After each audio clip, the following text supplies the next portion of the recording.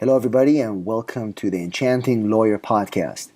This is a show where we interview the most inspiring entrepreneurs from all over the world, some of them legal professionals, others are not, who share their work with us. We get inspired, we can learn. Every episode, we learn something new. Today, I have an interesting guest from San Francisco. His name is Nathan Fox, and he is, I believe, one of the few experts that actually understand the LSAT test, whatever is involved in passing it, taking it. He believes that this test is actually easy, and it's his mission in life to help students to see it that way as well. He personally scored 179 on his own test. I think 180 is actually the perfect score. He taught LSAT full-time since 2007, founded Fox LSAT in 2009. Nathan is an acclaimed author of 6 LSAT books, the creator of the Fox Online LSAT course, and he has his own podcast, the Thinking LSAT Podcast. He graduated from law school, UC Hastings, 2011, but like many other law school students, he does not use his degree. He's not an attorney, and he continuously challenges his students to think deeply about whether law school is worth their 3 years of their life. Nathan, I'm super excited to have you on the show. Welcome. How are you doing today? Oh, I'm great. I'm actually in Los Angeles. I'm splitting time now between San Francisco and Los Angeles, and it's a beautiful day in Los Angeles, as always. Yeah. So, we on the show I speak to attorneys and non-attorneys, and I have a lot of law students and potential people who want to go to law school listen to the show, and we had a few people who talk about law school over the episodes, but I never touched about the actual prep work that is required to do this. So why don't you first of all tell us a little bit about yourself? Kind of, I shared a few, but if you want to add something that I didn't mention, and then let's kind of explain what an LSAT is and why is it important to pass this test. Yeah, well, I think you did a great job with the bio. I don't really know that I have anything I need to add to that, but I'm happy to talk about the test. The LSAT is offered 4 times a year, and it takes the typical student 2 or 3 months to fully prepare for the test. Some students will study for a lot longer than that, 6 months or even a year or sometimes longer. The reason why they study so long for it is because it's the primary determinant of law school admissions and also law school scholarships. Okay. So it's a pretty weighty test. I like to tell people, law school is going to cost $150,000 in a lot of cases, and so if you can get 5 or 10 more points on your LSAT and end up getting a scholarship that saves you $100,000 or more, boy, that's a pretty high ROI in that 3 months or whatever it took you to prep. So I really do encourage people to get the best score they possibly can. I wasn't aware. So in your case, since you got 179, you had a scholarship for law school, right? I had a partial scholarship for law school. Unfortunately, I'm like the world's worst student. So my undergraduate grades were terrible. I see. That's actually kind of a problem. And there's so many irresponsible 18, 19-year-olds. I had no idea what I was getting myself into when I was an undergrad. I never even contemplated the idea of going to graduate school. It was not, on my radar at all. And so I had really bad grades. Unfortunately, fortunately, a great LSAT score will cover up for that. So I was able to get into a good school, but I did not get a lot of scholarship money. I see.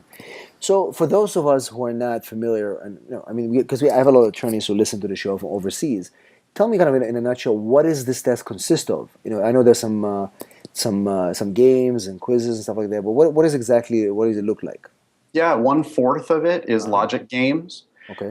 That's 1 out of the 4 scored sections. That's the section that people usually are really frustrated with. I get, people who are just panicking because they take their first practice test and on the games, they can completely crash and burn. I mean, it's possible that they just score 3 or 4 points out of 23 on the entire section. I administer a practice test on the first night of all of my LSAT classes, and it's kind of funny to look around the room and see people. People will completely freeze up sometimes on the logic games, where they won't even. They'll just quit, just surrender to the test. Fortunately, the games are actually the easiest part of the test to learn. So people have a hard time believing that when they first hear it, but after 3 or 4 weeks of prep, they start to see the light, and they realize that it's actually, I think, the most fun section of the test as well. So people end up learning. If they practice, they end up doing quite well on the games. Then another 1/4 of the test is reading comprehension. So that's really familiar for most people. Reading comprehension is long passages followed by a set of like 6 or 7 questions per passage. And people have been doing reading comprehension like that, since they were in grammar school. So that's not usually too much of a surprise. And many students will naturally score quite high on the reading comprehension right off the bat. Then the remaining 2 out of 4 scored sections, so half of the test, is what we call logical reasoning. Okay. And logical reasoning is short arguments followed by one question. So it's just one argument and one question. The question usually says, how do you make this argument better? Or how would you make this argument worse? Or what was the conclusion of that argument? Or can you identify a flaw in that argument? There are a whole bunch of different types of logical reasoning questions. And some people do pretty well naturally on the logical reasoning. Just if they have strong verbal abilities, they can do pretty well right out of the gate on logical reasoning. But every student has room for improvement on the logical reasoning. They have to learn really what the test is asking on the different types of questions. And with some basic skills, people end up making pretty good improvements on the logical reasoning as well. Now, Nathan, do you think, you've seen probably many students over time that you help them. Do you really think that this test is a good indicator for somebody, first of all, whether they should or shouldn't go to law school, and whether they will be good law students or maybe lawyers in the future? Wow, I could answer that question. I could talk to you for an hour answering that question. I really could. So the first thing I would say is that the LSAT does test a lot of very lawyerly skills, particularly on the logical reasoning. Having been to law school and having studied legal writing, I can see quite clearly what the makers of the test are intending to try to find out about you. That they want to know if you can do the very formulaic step-by-step. It's almost like putting together a Lego puzzle or something with these arguments, where you need to make sure that every single thing connects to every other thing, right? And so in the logical reasoning, when you learn to identify the gap in the argument, then you can help your client, and you can write better briefs, and you can write better memos when you know what the pieces are and how to get to a logically valid conclusion. So in that way, I think it's quite a good test. I also, it is an intensive test of English language ability, and lawyers in the United States practice law in English. Of course. And people, I think, underestimate the importance of being strong in English writing and reading as lawyers. I really wouldn't like to have a lawyer who doesn't like to read books. I need a lawyer who enjoys words and loves. The metaphor I always use is that lawyers are gladiators who use the English language as their weapon. Absolutely. And so the LSAT is going to be a pretty intensive test of your English language abilities. And if you don't have those abilities, unfortunately, law school is going to be an uphill battle for you, Mm-hmm. and I believe the bar exam is going to be even harder than that, especially in California. Of course. And legal practice is going to be difficult as well if you struggle with reading and writing and getting through heavy texts, dense texts, Right. cases, statutes, and that sort of thing. So I think there, that is a pretty good indicator of your ability, future ability as a lawyer. Of course, those skills can be improved, but it's a painstaking improvement process, right? That's going to take years to improve your ability in English. Then the final thing that I would say, I'm trying to keep this short, but I love that the LSAT is a test of how hard you can work.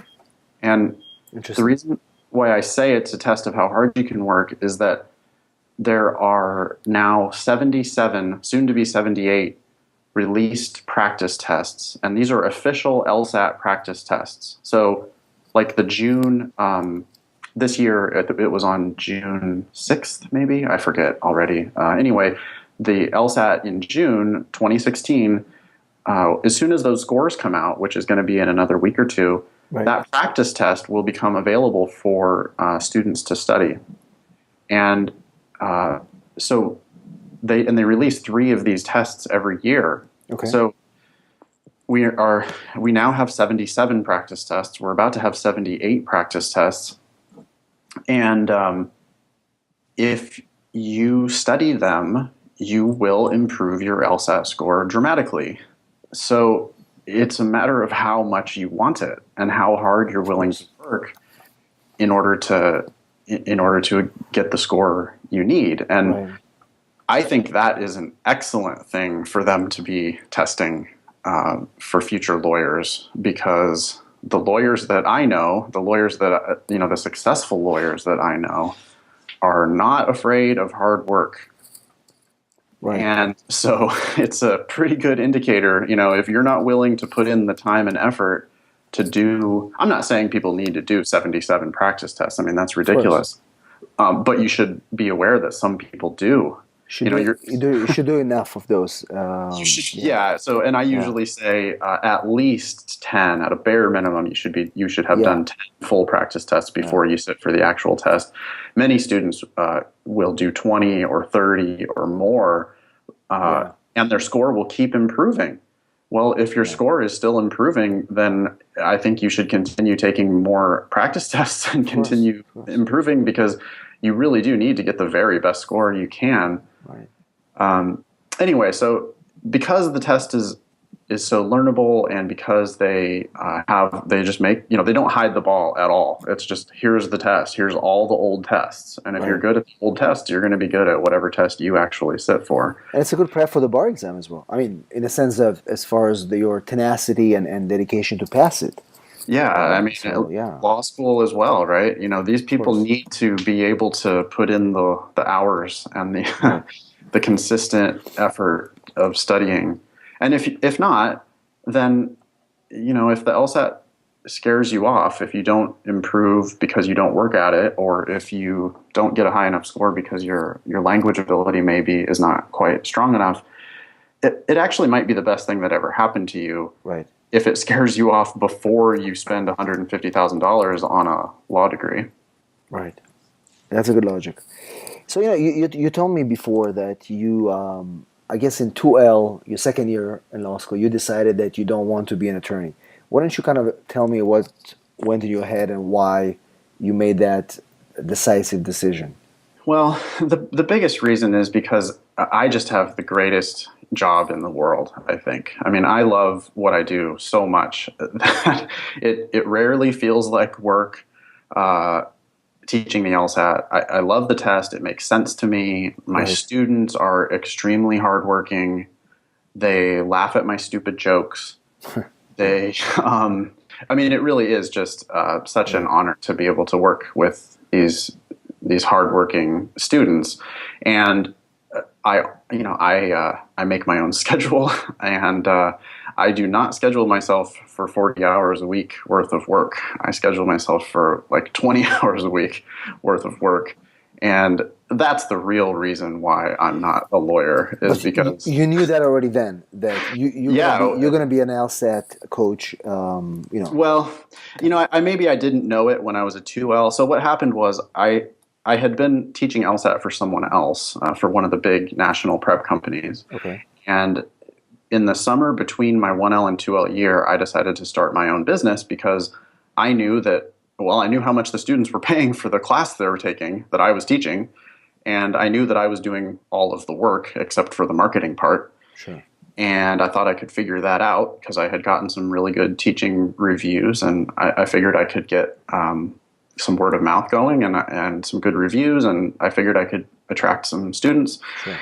So I started the business really just, I thought it would be part-time, and I did not think it would be permanent because I was still a 2L, and I thought, oh, I'm going to be a lawyer. But the business was just, it took off right away. And I quickly realized, oh, this is what you are truly passionate about. You're good at this. You love it. You get paid for it. Why on earth would you quit and do anything else? This is just too good. So simultaneously, I also was fairly bored with law school. Yeah. I did not do the due diligence before going to law school. I mean, I had like many students, like far too many students. I really had no idea what lawyering was before I started law school. Mm-hmm. And so for me, it was a bad investment. It could have worked out fine if I didn't have something better to do. I could have, I think, become a successful lawyer, and maybe I would have fallen in love with that too. But I found the classes to be pretty boring. I just wasn't into it, and I was like, wait, this is what lawyers do? Oh boy, I can't imagine spending my life doing this. Yeah. So, I mean, it all worked out very well for me in the end, but that's why I'm so aggressive about trying to get my students to question whether law school is the right choice for them.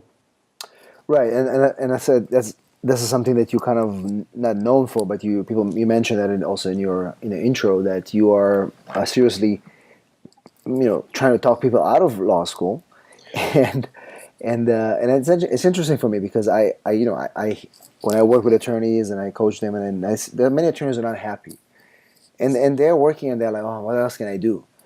But what if you can find those people before they even go to law school, and you can convince them logically that they shouldn't? So, do you find there is a profile of somebody who shouldn't go to law school? The question that I pretty consistently ask my students is, can you name a lawyer whose life you would like to have and whose life you could conceivably obtain through law school wherever you think it is that you're going to go to law school? And I don't care what the name of that lawyer actually is. It's not like I'm, building a database or anything. Of course. But what I want to know is, do you actually know any lawyers? Do you have any idea what this is? Because I'm sure that the people who go to law school without knowing any lawyers at all are going to be more likely to be unhappy with the decision they're making. Right. Because they feed themselves from movies and media and Boston Legal and all that kind of stuff, and that's not really what most lawyers do. It's really about state of mind. Yeah. And also some and most of the work is not actually glamorous. Oh no, it's completely unglamorous. Right. It's much harder work. It's much longer hours. It's not glamorous at all. It doesn't pay nearly as much as people think. Right. I mean, it pays incredibly well for a very select few, right? Of course. And when you look at the average salary for lawyers, then it ends up looking like it's a lot because a few make a lot. Right. And I personally think that one of the reasons why it's happening is because law schools are doing a very bad job about structuring and projecting what's the reality out there. And so, for example, law school should be providing more marketing courses. They should be providing more business development, business skills, survival in a law firm type of deal. And they don't do that. So what happens when you get out of there? Then the reality hits you. Yeah. It kind of leads me to my next question. The last 6 years has been the worst time for lawyers in many, many years. I mean, we had a very hard time, economy-wise, in the legal field. And I'm wondering how has it impacted the business that you're in, the test prep industry? My business has done great all throughout. I mean, I've seen nothing but increases in my number of students since I started my business, but I only have a tiny fraction of the LSAT business that's out there. I guessed the other day that in San Francisco, where I've been teaching, since 2007, with my own business since 2009 in San Francisco, and I have all these great Yelp reviews and people, telling their friends, and they love it, and my classes are full, always full, and I still think I probably only have 10%, 15% of the LSAT business that's in San Francisco. Right. So I think my business has been successful because I listened to your last episode with Carrie Embry about the importance of online reviews. Yes. I couldn't agree more with that. For my business, my business literally would not exist if it wasn't for Yelp. Of course.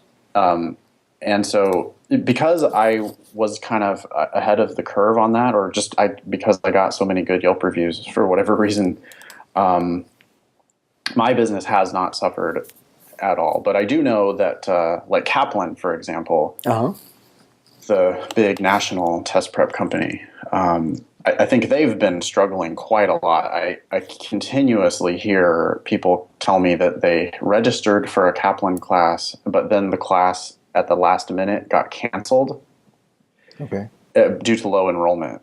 And so I think that the LSAT business as a whole it has to be struggling because there's half as many people taking the LSAT now as there were 5 or 6 years ago. It's literally down by half. Okay. So that does happen. Yeah, the LSAT test administrations are down by 50% since 5 or 6 years ago. So I think the big major prep companies have struggled, but it hasn't hit me. Okay, perfect. Well, I think personally that things will change. People are more confident about the legal profession right now, especially with. I'm here in Vegas in a legal conference, and we were talking today about the future of law and the use of technology. And the more and more attorneys are going to be using new technology, the confidence in practicing law is going to come back.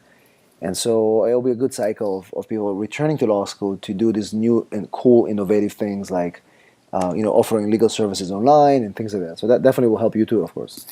Yeah, the scare a few years ago was that a lot of that work was going to be automated, right? And then also the scare that the work was going to be outsourced, like to lawyers in India. Sure. But hasn't it happened that anytime you do the automation or you do the outsourcing, then you just need other lawyers to manage that whole process, right? Exactly. Yeah. So, in that respect, I think that there'll be like another bounce back of attorneys that are eager to, young attorneys who know Facebook and Snapchat and Instagram, and they know how to use that and how to integrate that into legal marketing and communication with clients. So definitely the future is there. And I'm excited for you and for everybody. But what I want to ask you now, and I'm actually curious, is if you can share with us an old-time favorite LSAT, a game, a question, something cool or crazy that you've seen in a test. Oh, something cool or crazy, Or just a favorite. LSAT is far from cool. No, cool. Yeah, the cool is not the word. Let's say favorite. I'm the professional nerd, so I do have a couple. There are a couple games. I think a lot of the games are really fun. So there's a certain type of game that I really like. Only the LSAT students out there would even know what I'm talking about. But it's in Prep Test 45, which was the December 2004 LSAT. There's this game where you're trying to figure out which friends are in a photograph. It's like 7 friends, and you're just trying to figure out who's in the photo. And there's all these rules, like if so-and-so is in the photo, then some other person has to be in the photo. And if some person's in the photo, then somebody else can't be in the photo, and that sort of thing. And that type of game with a lot of conditional logic in it really flummoxes people when they first see it. But I have grown to love that game over the years because if you learn some very basic, it's really just kind of painfully obvious once you see it up on the whiteboard. If you start linking those rules together, it's like if A, then B, and if B, then not C. And then that means that if A, then you're not going to be able to have C. It's kind of obvious, but you can link the rules together in that game into one big, long chain. And when you make the whole chain, then you get to see these giant inferences. Like you learn so much about the way the system works. And when you learn so much about the system before you even do the questions, then the game becomes incredibly easy when you actually do answer the questions. And so that game in particular, every time it comes up in my curriculum, I get excited. There's another game which was in December 2008, Prep Test 56. There's this game with trying to figure out which trees are planted in these 2 parks, and that game has this crazy huge inference where there's this one of the trees, or one variety of trees, which are tamaracks, which I don't even know what a tamarack looks like, but I should Google that sometime. Right. As it turns out in this game, if you just look at all the way the rules work in conjunction with one another, it turns out that the tamaracks have to be in both parks. There's 2 parks, and it's just very simple. Tamaracks end up in both parks always, all the time. And the reason why this game sticks out to me is because that inference, just by itself, it destroys the game. I mean, it answers more than half of the questions before you even are ever asked those questions. Right. And so that's exciting to me, because when I can get a student to actually make that leap, and then if I watch them answer the questions and realize that they've already answered the questions before they were asked, then my LSAT nerd excitement goes off the charts. The breakthrough there. Yeah, excellent. Exactly. I mean, this is just to me, it's very fascinating because it's just one of those things that you have to pass it to move on to the next step, which could be the career of your life. So that's why it's so important.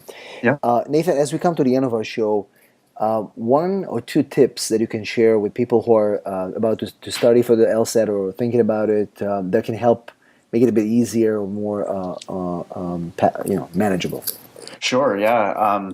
I could also go on all day about this, but for one thing, people they manage the time really poorly on the test. The average person, when they first see the test, they say, well, I've got 25 questions that need to be answered, and I have 35 minutes, because every section has 35 minutes. And they say, well, 35 minutes to answer 25 questions, and they do some math, and they realize that that's like 85 seconds per question or something like that. And then they try to answer each of the questions in 85 seconds so that they can finish the section.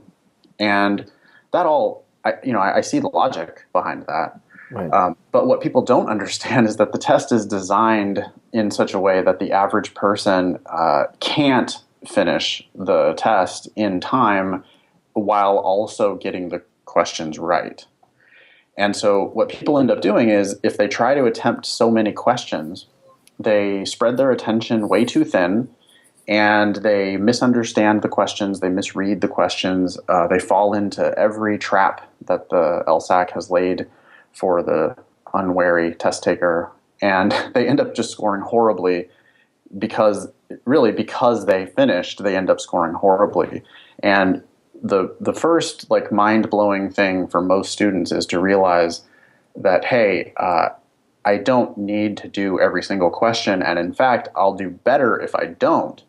What I really need to do is slow down and focus on accuracy. If what people don't understand as well is that the questions earlier in each section are the easy ones, and the questions at the end of each section tend to get harder, not a little bit harder, but a lot harder. So if you miss more than let's say 2 in the first 10, or if you miss more than 4 in the first 20, you really shouldn't be doing more questions than that. I mean, that's because all you're going to be doing is making silly mistakes earlier in the section on the easy questions, so that you can then have plenty of time to do the harder ones, which you might miss even if you had unlimited time.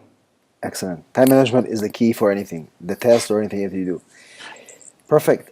Thank you so much, Nathan. And what we're going to do is we're going to link your website and all the how to find you in our show notes. And I thank you so much for taking the time to come on the show. Very good. Thanks for having me on. Excellent. Have a beautiful day. Okay. And for you guys listening, thanks for the emails, thanks for the comments, and we'll see you at our next episode. Thank you.